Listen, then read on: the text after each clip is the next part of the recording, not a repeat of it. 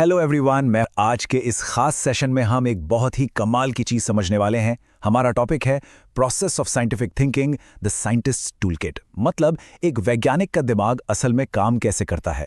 क्या विज्ञान सिर्फ लैब्स में रखे उन केमिकल्स और बड़ी बड़ी किताबों तक सीमित है, या फिर हम सब भी उस साइंटिफिक नजरिए को अपना सकते हैं? बिल्कुल अपना सकते हैं। तो चलिए बुनियादी जिज्ञासा से लेकर एक पक्की वैज्ञानिक सोच तक के इस रोमांचक सफर पर एक साथ निकलते हैं। और इस सफर में हम इन 6 अहम पड़ावों से होकर गुजरेंगे। हम शुरुआत करेंगे द न्यू साइंस जर्नी से, फिर देखेंगे साइंटिफिक थिंकिंग के जरूरी स्टेप्स। इसके बाद मॉडल्स का कमाल, मेजरमेंट की भाषा, साइंस के नियम और आखिर में जानेंगे प्रिडिक्शन की ताकत। तो चलिए बिना देरी किए पहले पड़ाव से शुरू करते हैं, द न्यू साइंस जर्नी। अब देखिए, जैसे जैसे हम मिडिल स्कूल से सेकेंडरी स्टेज में आते हैं ना, तो सिर्फ हमारी किताबें ही भारी नहीं होती, बल्कि साइंस को देखने का हमारा नजरिया भी पूरी तरह बदल जाता है। पहले क्या था, हमने एक पौधा देखा और कहा अरे वाह, ये पौधा तो बढ़ रहा है, बस ऑब्जर्व किया और कुछ बेसिक सवाल पूछ लिए। लेकिन सेकेंडरी स्टेज में अब हम सिर्फ देखने से संतुष्ट नहीं होते, अब हम तर्क लगाते हैं। हम पूछते हैं कि भाई ये किस रेट से बढ़ रहा है। फिर हम एनालिटिकल मैथ्स का इस्तेमाल करते हैं, कैलकुलेशंस करते हैं। मतलब साधारण प्रयोगों से आगे बढ़कर अब हम अपने आइडियाज को बाकायदा टेस्ट करते हैं। तो अब सवाल ये उठता है कि ये सब करने के लिए दिमाग को किस तरह से ट्रेन किया जाए। यहीं काम आता है हमारा दूसरा भाग, स्टेप्स ऑफ साइंटिफिक थिंकिंग। देखिए, कोई भी साइंटिस्ट पैदा नहीं होता, वो एक खास मेंटल टूलकिट का इस्तेमाल करके अपनी सोच बनाता है। इस टूलकिट में मुख्य रूप से 6 स्टेप्स होते हैं। सबसे पहले ऑब्जर्व करना, यानी चीजों को बहुत ध्यान से देखना। फिर उन्हें मेजर करना, यानी सटीक तरीके से नापना। इसके बाद उस डेटा में पैटर्न्स ढूंढना। फिर उस कॉम्प्लेक्स जानकारी को आसानी से समझने के लिए मॉडल्स क्रिएट करना। इसके बाद अपने आइडियाज को टेस्ट करना, और अगर कुछ गड़बड़ लगे तो रिवीजन करना, यानी सुधार करना। यही वो सीधा सा प्रोसेस है जो हमारी रोजमर्रा की जिज्ञासा को एक पक्के भरोसेमंद विज्ञान में बदल देता है। हमने अपनी नई साइंस की किताबों में ये 2 सिंबल्स तो जरूर देखे होंगे, है ना? एक है मैग्नीफाइंग ग्लास, जिसका सीधा सा मतलब है कि हमें चीजों को बहुत करीब से देखना है, छोटी छोटी डिटेल्स को नोटिस करना है। और दूसरा है कंपास, जो हमें सही दिशा में गहराई से रिसर्च करने और सही सवाल पूछने की याद दिलाता है। ये सिंबल्स बस डिजाइन के लिए नहीं है, ये हमें हमेशा जिज्ञासु रहने का इशारा करते हैं। अब आते हैं तीसरे हिस्से पर, जो कि वैज्ञानिकों का एक बहुत ही फेवरेट और पावरफुल टूल है, सिंप्लीफाइंग रियलिटी विद मॉडल्स। तो असल में ये मॉडल चीज क्या है? आसान भाषा में कहें तो ये किसी बहुत ही बड़ी और कॉम्प्लेक्स चीज का एक छोटा और आसान रूप होता है। इसकी सबसे अच्छी बात यह है कि ये सिर्फ काम की चीजों पर फोकस करता है। जैसे जब हम नेविगेशन के लिए गूगल मैप्स यूज करते हैं, वो हमें रास्ता बताता है, दूरी बताता है और टाइम बता देता है। लेकिन क्या वो ये बताता है कि रास्ते में चाय की टपरी कहाँ है या कौन से पेड़ लगे हैं? नहीं ना, क्योंकि मंजिल तक पहुंचने के लिए वो डेटा बिल्कुल इर्रेलेवेंट है। एक मॉडल भी ठीक यही काम करता है।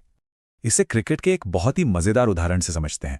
मान लीजिए हमें प्रिडिक्ट करना है कि अगली बॉल पर छक्का पड़ेगा या नहीं, और इसके लिए हमें एक मॉडल बनाना है। अब इसमें यूजफुल डेटा क्या होगा? बॉल का मास कितना है, डिलीवरी की स्पीड क्या है, और शॉर्टकट डायरेक्शन क्या है। बस, बैट किस कंपनी का है, बॉल का कलर लाल है या सफेद, या प्लेयर ने कौन से कपड़े पहने हैं, इन सब बातों से छक्का पड़ने का कोई लेना देना नहीं है। एक अच्छा मॉडल हमेशा इस बेकार की जानकारी को बाहर निकाल फेंकता है और सिर्फ जरूरी डेटा को रखता है। चलिए, मॉडल तो बन गया, लेकिन इसकी जानकारी पूरी दुनिया को कैसे देंगे? यही काम आती है हमारी चौथी चीज, द लैंग्वेज ऑफ मेजरमेंट। वैज्ञानिकों के पास अपनी एक स्टैंडर्ड इंटरनेशनल भाषा होती है, SI यूनिट्स। ये दुनिया भर में होने वाले किसी भी भारी कंफ्यूजन को रोकती हैं। जरा सोचिए, हम इंडिया में 1 दर्जन बोलें तो हमें 12 चीजें मिलती हैं।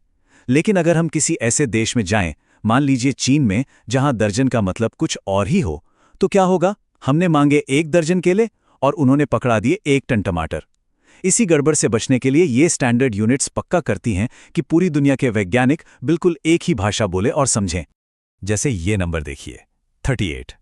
जब हम बीमार होकर डॉक्टर के पास जाते हैं तो डॉक्टर सिर्फ ये नहीं कहते कि हाँ, बुखार लग रहा है। वो थर्मामीटर यूज करके कहते हैं बॉडी का टेम्परेचर 38 डिग्री सेल्सियस है। ऐसा क्यों? क्योंकि साइंस में अंदाजे या फीलिंग से काम नहीं चलता। यहां रिलायबल डेटा और सटीक मेजरमेंट ही सब कुछ है। अब जब इतना सारा नाप तौल और डेटा इकट्ठा हो गया, तो इसे ऑर्गेनाइज कैसे किया जाए? हमारा 5वां हिस्सा इसी बारे में है, ऑर्गेनाइजिंग साइंटिफिक नॉलेज। विज्ञान में ज्ञान को मुख्य रूप से 3 अलग-अलग हिस्सों में बांटा जाता है। पहला है साइंटिफिक लॉ, यानी वैज्ञानिक नियम। ये हमें बताता है कि नेचर में क्या हो रहा है, व्हाट हैपेंस। इसे अक्सर मैथ्स के फॉर्मूले से दिखाया जाता है। ये एक एकदम पक्का रूल है जिस पर कोई सवाल नहीं उठाया जाता। ये तो बता देगा कि क्या होगा, लेकिन ये कभी नहीं बताएगा कि ऐसा क्यों होगा। और उस क्यों का जवाब देने के लिए एंट्री होती है साइंटिफिक थियरी की। थियरी हमें बताती है कि कोई चीज आखिर क्यों हो रही है, व्हाई इट हैपेंस। और एक बात हमेशा याद रखिएगा, थियरी कोई हवा में मारा गया तुक्का नहीं है। ये बहुत सारे टेस्ट्स, पक्के एविडेंस और रिसर्च के बाद बनी एक बहुत ही सॉलिड एक्सप्लेनेशन होती है। तीसरी चीज है साइंटिफिक प्रिंसिपल।